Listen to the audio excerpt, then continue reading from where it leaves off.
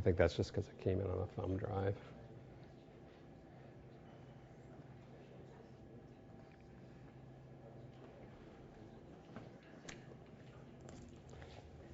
Well, that was a very interesting talk, Ann. I'd like to thank OCB and APOCA for inviting me this week. I've really enjoyed my time so far. I'm going to try to get through this as quickly as possible, but I'd like to tell you about measuring calcification in biological experiments, specifically looking at mollusks. And just as a quick outline, I'm going to give you an overview of calcification in mollusks, not my work, but work that's been done by others, but there's been a lot of advancement in the last 6 or 7 years on this. I'm going to talk a little bit about indirect measures of calcification, looking at larval growth using light microscopy or image analysis or scanning electron microscopy. I'm just going to mention the alkalinity anomaly method. I'm sure there are others out in the audience that do this and have the expertise. I don't. But this is another indirect way of measuring calcification, but looking at the alkalinity of the solution. Also, I'd like to talk about measuring calcium directly using inductively coupled plasma optical emissions spectrophotometry. That's a mouthful. And I'm going to present some of our research on larval oyster growth and calcification, specifically in mesohaline conditions. I'm in the Chesapeake Bay, and so I'm interested in acidification at sort of half-strength seawater. And also it's important to note that the total alkalinity there is also greatly reduced. So calcification in mollusks, and I'll be concentrating on bivalves. So if you look at the anatomy of the bivalve, a couple of important things. One is, on the outside of the shell, there's periostracum, and this is a highly cross-linked proteinaceous material that protects the outside of the shell. So this is going to be important, as is the mantle. This internal organ is thought to be responsible for actually generating the periostracum, but also doing calcification. If we take a finer, more detailed look in cross-section, and this is one valve here, we can see the calcium carbonate of the shell. You can see the periostracum on the outside. And then internally, you can see these epithelial cells of the mantle. And what I'd like to point out is that where the periostracum and the epithelial cells meet, they create an enclosed compartment, the extra pallial space, which is fluid-filled, and it's separate from the outside world. So in this sense, the bivalve is able to compartmentalize and separate the outside environment from the inside environment. Now, calcification occurs in a couple of ways. You've got this primary growth at the leading edge of your shell, which I'll call sort of lengthening. And you also have thickening. So as shells get older, they grow longer, but they also grow thicker. And oftentimes, this is sort of a pearlescent nacreous layer. It's not necessarily pearlescent in all bivalves, though. So a couple of basic components of calcification in mollusks is, number one, mineralization environment is isolated from the outside world. We think the calcification is actually taking place in that extra pallial compartment. And as Ann had mentioned for corals, researchers believe it's an extracellular, biologically controlled process in mollusks, but also in bryozoans, forams, corals, a number of different taxa. And this calcification process includes the creation of an organic matrix. And the organic matrix is thought to be the site of nucleation and mineralization. And something that's special about this particular organic matrix is it's thought to produce a stabilizing environment for amorphous calcium carbonate, which is now believed to be a transient precursor to aragonite in mollusks. So this is simply a diagram of the life cycle of an eastern oyster. Adults down here produce fertilized eggs, generate trochophores, which develop into the veliger. So this is the planktonic phase here. Eventually, petavelligers that set go through metamorphosis and become early spat and then grow into adults. And I'm particularly interested in this stage. It's interesting. Anne's work sort of leaves off where mine begins. You'll see, I start culture work that I do on the D stage larvae, about 3 days old. And I think most of your work has been confined to that first 3 days. It's been known since the 20s that bivalve larvae shells were composed primarily of aragonite. However, it's only in recent years that details have been coming out about how that calcification process occurs. The onset of calcification is at the trochophore stage, about 20 hours post-fertilization. And then it's about 72 hours from fertilized egg to D stage. And that larvae can be in the water column for 2 to 3 weeks in the case of Chrysostria virginica, and that varies depending on the particular bivalve or other mollusk that we're talking about. Importantly for oysters is that you have the switch at metamorphosis. After metamorphosis, we switch from primarily aragonite to primarily calcite calcification in adult oysters. So if we think about that early embryo, the trochophore, first 20 hours, there are ectodermal cells in the shell gland that produce the initial periostracum, or that outermost organic layer that I pointed out. This shell gland turns inside out and actually becomes the mantle through development here. And then you have the onset of calcification. So again, this mantle epithelium produces not only the periostracum, but also an organic matrix that's really key to the calcification process. And the mantle is also, of course, doing the calcification, the lengthening and the thickening of larval shells. This is a model that was produced by Weiner and Dove. Two sort of scenarios for biologically controlled extracellular mineralization. And so just to orient you, these are cells, these are epithelial cells of the mantle. This is the organic matrix that is thought to be produced by these cells down here. In both cases, the site of mineralization is thought to be extracellular, so it's outside the epithelial cells in this extra paleo space. So there are two possibilities proposed here. One is that cations are actively pumped across this membrane and then diffuse passively to the site of mineralization on this organic matrix. The other is that cations are actively pumped into a vesicle, and then that vesicle is secreted across the membrane and delivered to the site of mineralization.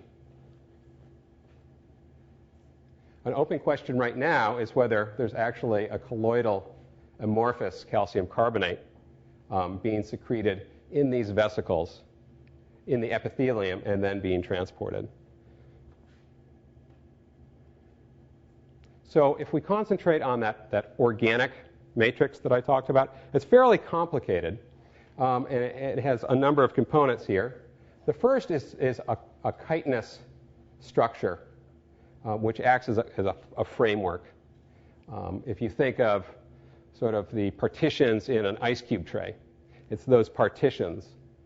And it's thought to constrain the extent of crystallization in the matrix. In between these layers of chitin, there is a silk fibroin gel. So it's a gel, and it's thought to actually fill space and keep those chitin layers separated. Well, the gel is also has occluded aspartic acid glycoproteins inside. These proteins are also thought to be the sites of nucleation. So this is my sort of cartoon about how this all works. If we think of our organic matrix here, the black lines here are the chitin structure that produce the scaffolding. The white is the silk fibroin gel. And these glycoproteins are the ones that are occluded in that gel that also produce sort of the nucleation sites. Well, then you have the delivery of this transient colloidal amorphous calcium carbonate, the ACC. Here I depict in blue.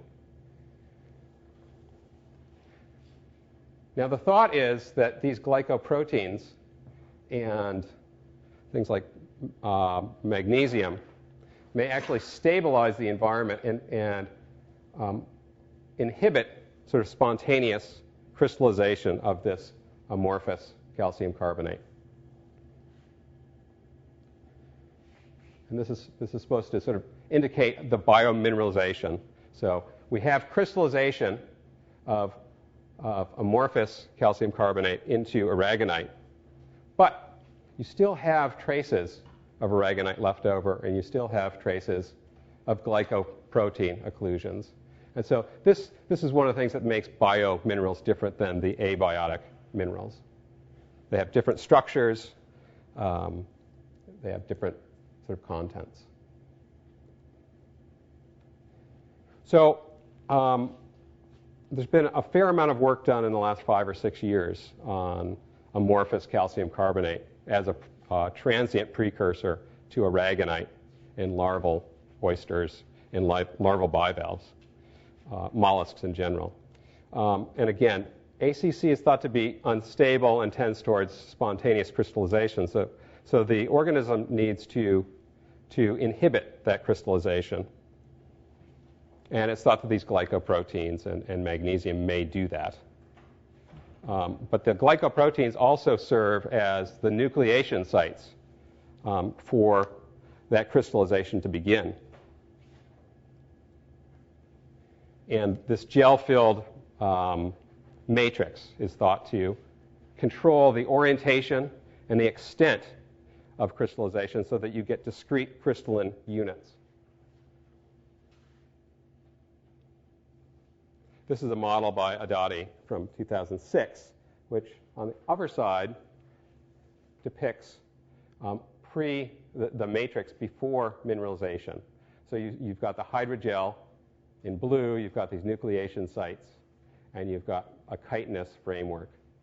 And then after mineralization, what happens is the gel is thought to be sort of pushed out of the way, but the chitin is actually trapped. And you get this sort of directed crystallization that produces these very structured tablets. And this is just to remind me to tell you what the larval shell architecture of, in this case, an eastern oyster is. This is the D stage larvae. Anne showed a picture of one of those that she grew in undersaturated conditions. We've done the same thing. We see normal growth and calcification in undersaturated conditions in the eastern oyster. But if you look, one of the interesting things about bivalves is that they carry their history along with them. So here, this is the D stage part of the shell, the early part of the shell, and this is grown. This is a later stage, the umbo stage of the oyster larvae. And so investigators have taken advantage of this sort of historical record in cross-section to try and understand what's going on with calcification. So Ingrid Weiss et al. In 2002 wrote a really interesting paper, did some beautiful work where they looked at larval Mercenaria, and larval Chrysostria gigas, Pacific oyster, and found evidence for this amorphous calcium carbonate as a precursor to aragonite. And they did this by looking across that historical record of the larval oysters at different ages, and they applied multiple techniques to these cross sections to determine the crystalline structure of the calcium carbonate and to identify ACC as well. So they used polarized light microscopy, infrared spectroscopy, Raman imaging, and scanning electron microscopy in combination. And as I mentioned, they found evidence of this amorphous calcium carbonate as an aragonite precursor, and evidence that this transformation takes place through time, and that the nearer you, or the farther you are away from the new site of calcification, the greater proportion of aragonite, crystalline aragonite, is present. However, there's still ACC present. So these are some scanning electron micrographs of Mercenaria at 3 days old and 9 days old. And this is the inside of the clam. This is what's called is an organized sort of interprismatic level, and this is thought to be dominated by aragonite. Inside here we have that granular structure that Anne had pointed out, and this is thought to be in part amorphous calcium carbonate. And there's an outer prismatic layer, and then there's the periostracum. This is at 3 days. This is at 9 days. There's been an expansion of this interprismatic structure, suggesting that there's been this transition from ACC to aragonite. When they took these shells and they took them in cross-section and they put them in a drop of deionized water, what they found was they had this etching that happened. And they concluded that what was etched was the amorphous calcium carbonate, and what was left behind was the crystalline aragonite.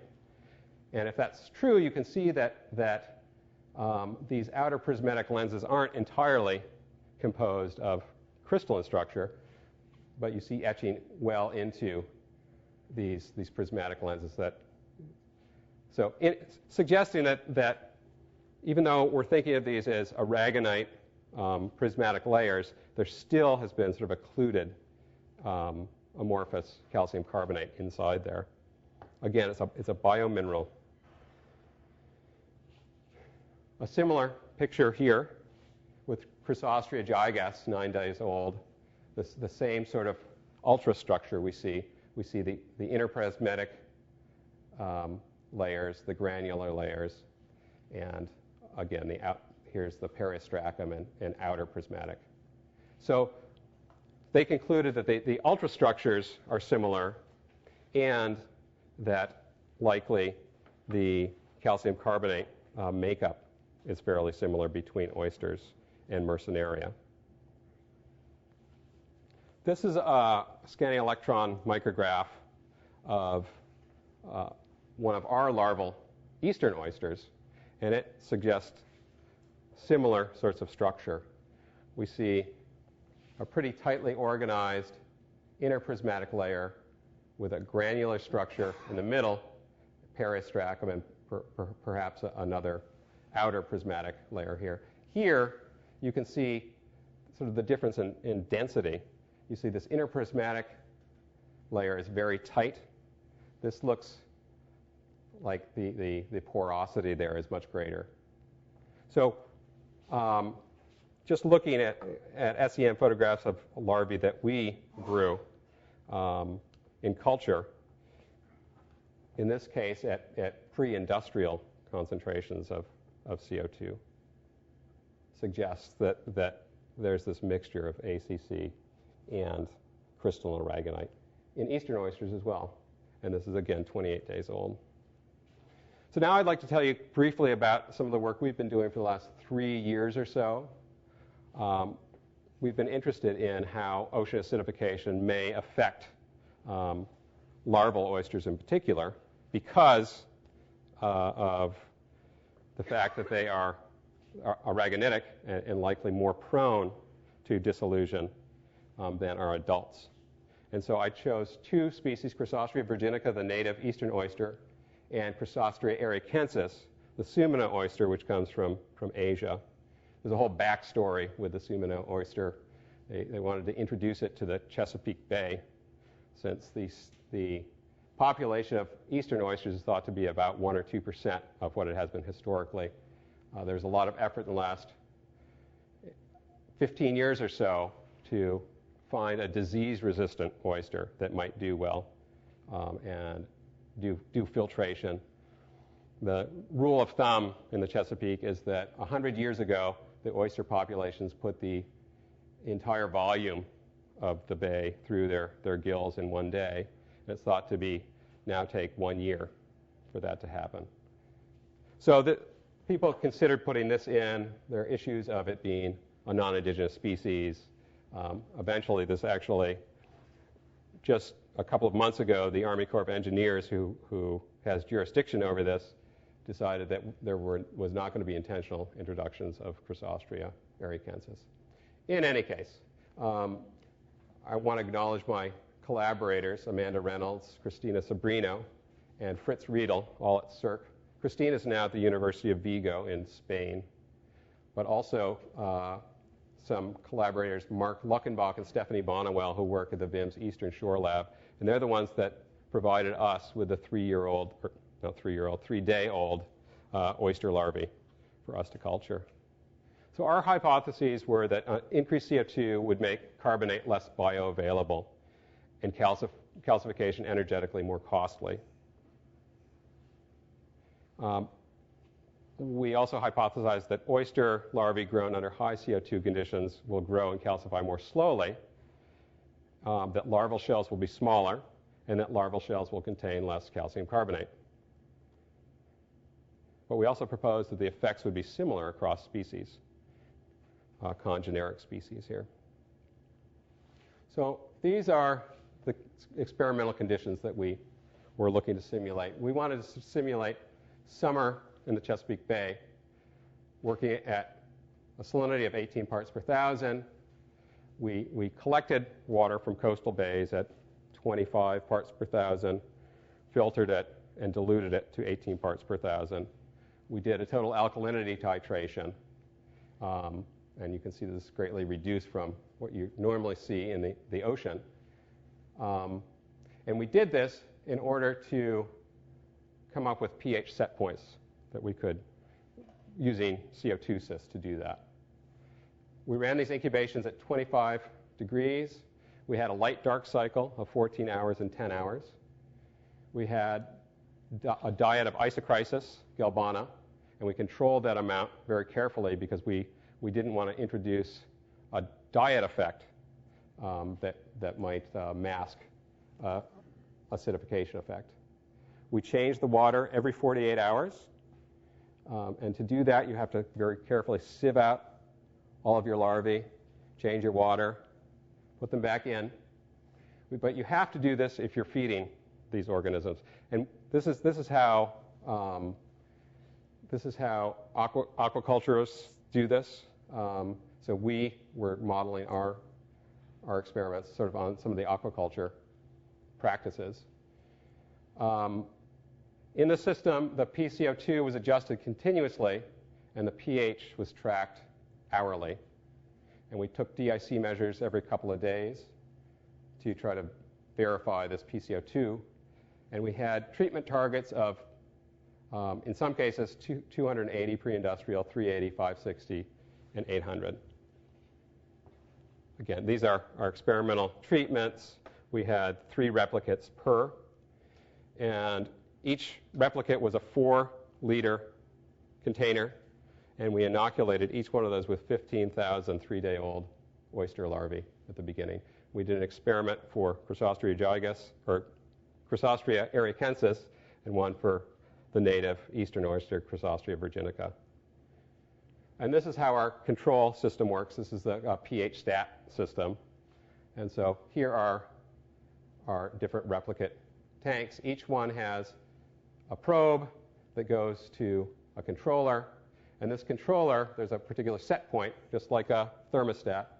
Once the pH reaches a set point, it will turn on a 1% mixture of CO2 to that tank, bubbling in CO2, driving down the pH. At the same time, we need to oxygenate these tanks, and we do this by pumping in air.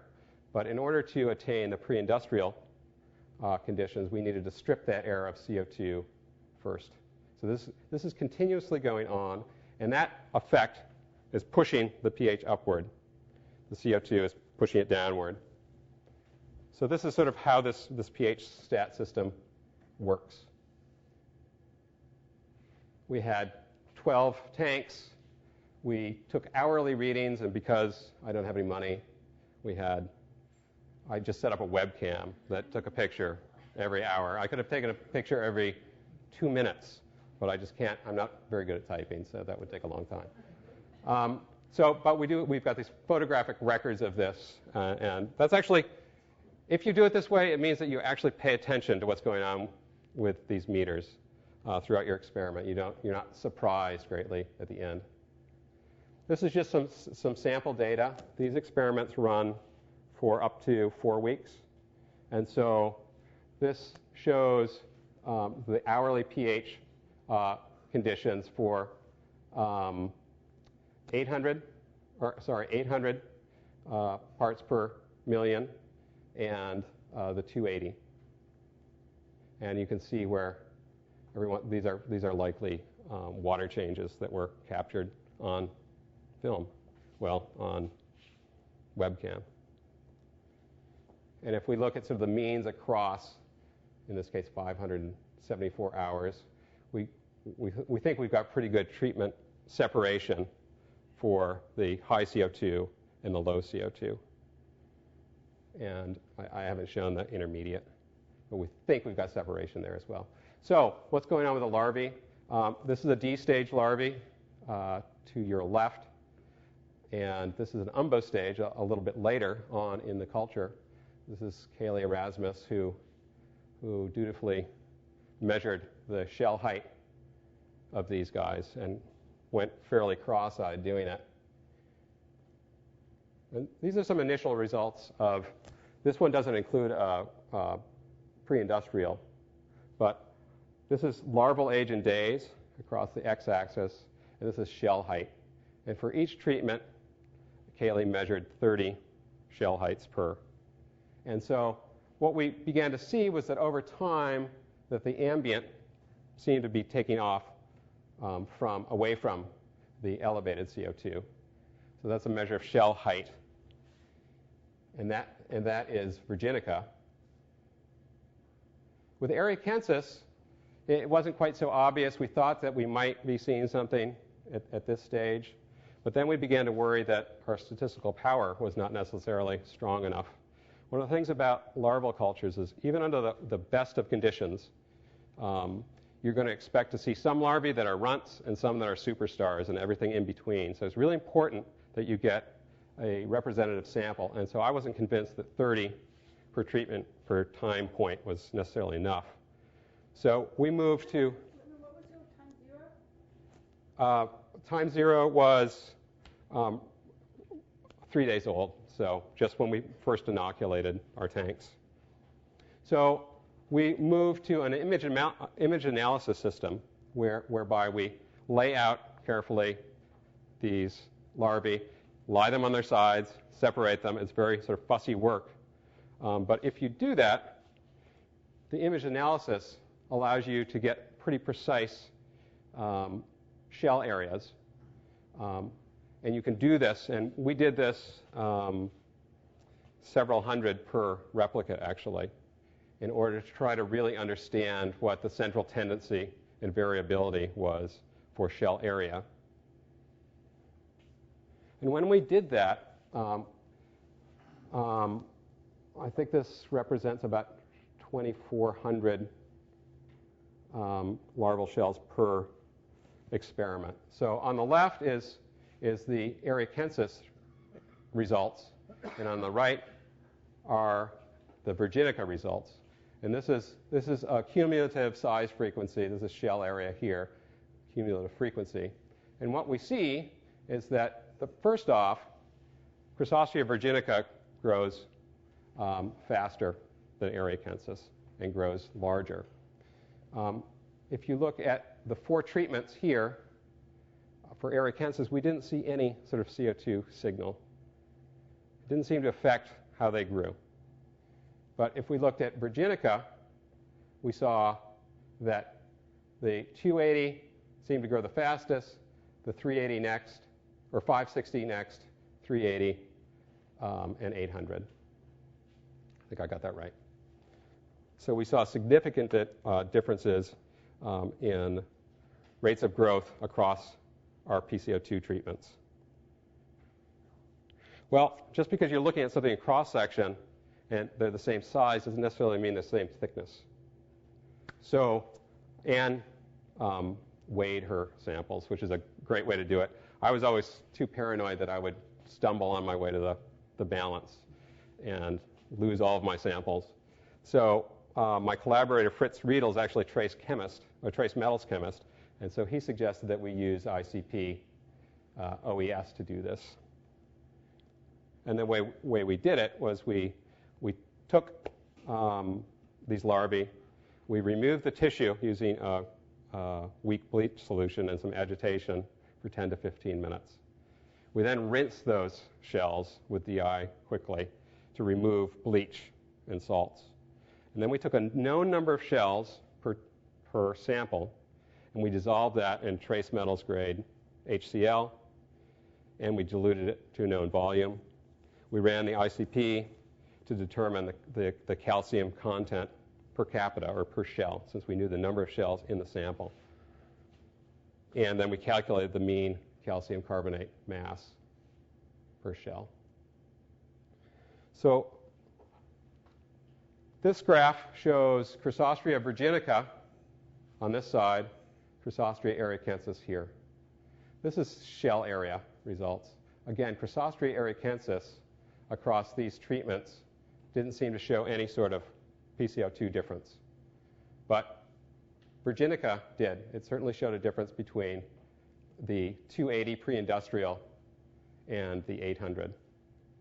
And importantly, we should look here at the saturation states. We were working even down here, you can see that we're undersaturated at the high CO2 levels. Yet we're still getting net growth and net calcification. Here is actually the data on the calcium carbonate mass per shell in these treatments. And what we see is we see significant differences from pre-industrial to 800 parts per million in Chrysostrea virginica, but we don't see any difference in Chrysostrea erikensis. So we sort of conclude that eastern oysters, show these differences, but that Sumino oysters don't show these significant differences from CO2 effects. And again, when aragonite saturation is less than 1, both species are showing net growth and net calcification. It's not as if they're just dissolving away. So that indicates that there's certainly some biological resilience to acidification. This just reminds me to mention the alkalinity anomaly method. Folks use this to measure the rate of calcification by monitoring the total alkalinity of the solution that the organism is growing in. And so there's certainly folks here that know much more about this than I. I'm out on thin ice. But this is a technique that people use, and I think that it's a good one because it's quite sensitive and it can be applied to incubations that are only just a few hours long, whereas the types of things that I've been doing, I couldn't get any meaningful measurements in just a few hours. So I just want to show a few images of what we've done with scanning electron microscopy. This is a pre-industrial Chrysostria virginica. So I had a wonderful intern this summer who did this SEM work down at the Natural History Museum at the Smithsonian. Again, this is just to orient you. You can see down here, we've got the D stage part of the larvae, and this is sort of growth outward. And so pay attention to these rings here. So what does dissolution look like? I'm sure you're all familiar with Vicky Fabri's work on pteropods, where exposing them to undersaturation, they just begin to dissolve away. Mark Green has shown similar things for juvenile Mercenaria that are, in the sediments. They appear over time to dissolve and erode when saturation conditions are less than 1.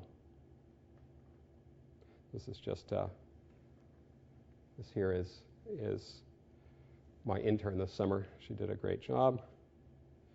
Here's an example of a pre-industrial shell versus an 800 parts per million shell. And so the first thing that we notice is there's no obvious deformity, and there's no real obvious evidence of severe dissolution. And again, this is Chrysostria virginica. There may be a little bit of erosion going on here, way down at the D stage part of this shell. But we looked at those rings and thought, well, that looks pretty interesting. And so we thought, well, let's try to characterize these rings. Let's look at sort of the frequency of these rings and how far apart they are as a way to help us understand how growth may be different. And so we took 60 photos from each of the 280 treatment and the 800 treatment from our Chrysostria virginica experiment. And we measured the number of rings, and we measured the increments between these rings. And so this is sort of how we do it. We just measure these inner ring distances and record those data. What we found was that there was no significant difference in the number of growth rings across the pre-industrial and the 800 parts per thousand, but that number corresponded pretty closely to the length of our experiment. So we thought, well, these rings look as if they're sort of daily growth rings.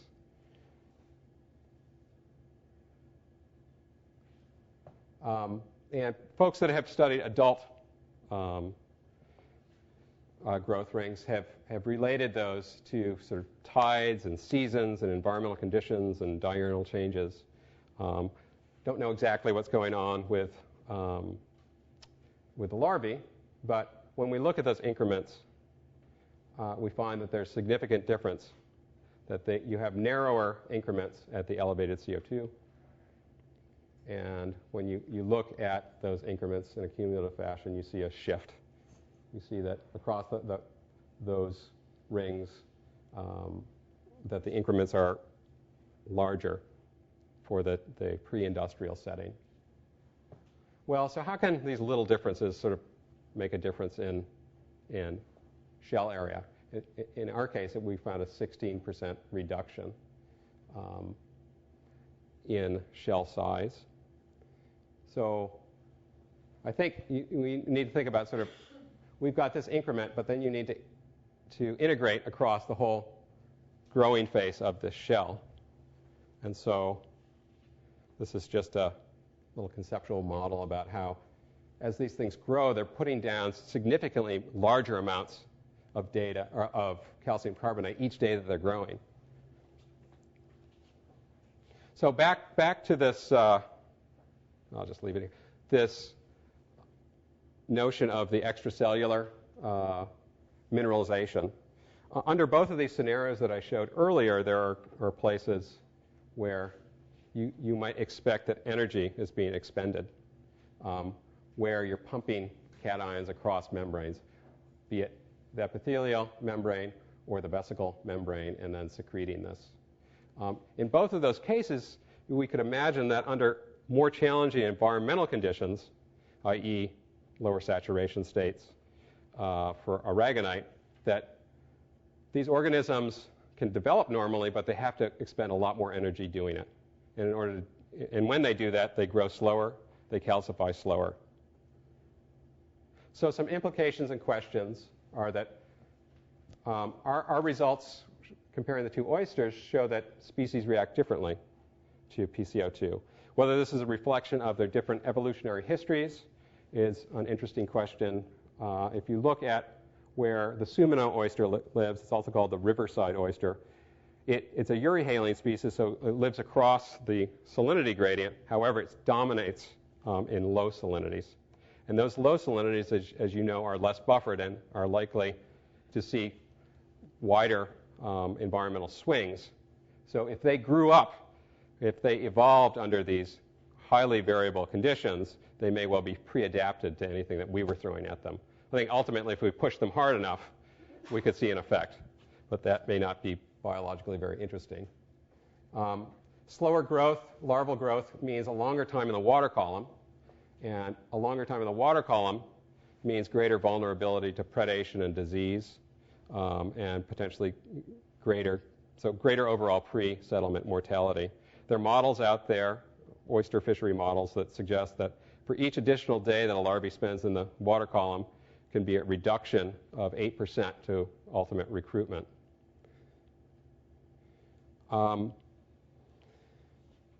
So one of the questions that I have now is, does the larval experience affect the metamorphosis success in post-settlement growth and survival? So we're doing experiments now. We're trying to actually run these experiments, and the end point is them settling on plates that we deploy in our tanks. The way I think about this is that when they settle and they go through metamorphosis, this is a non-feeding stage. So whatever energy reserves they have to get to settle and go through metamorphosis, they've got to bring with them.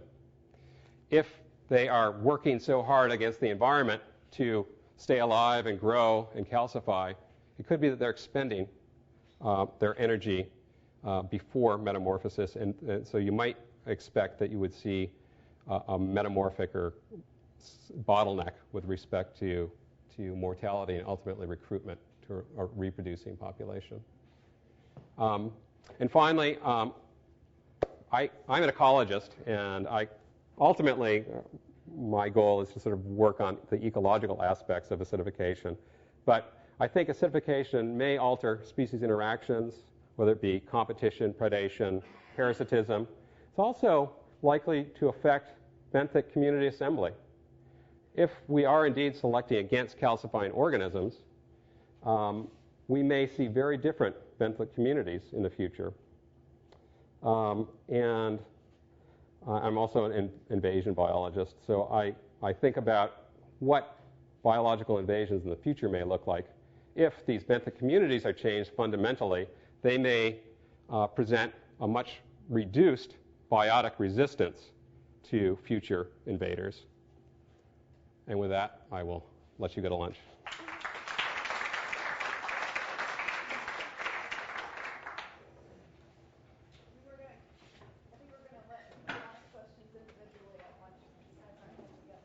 Okay.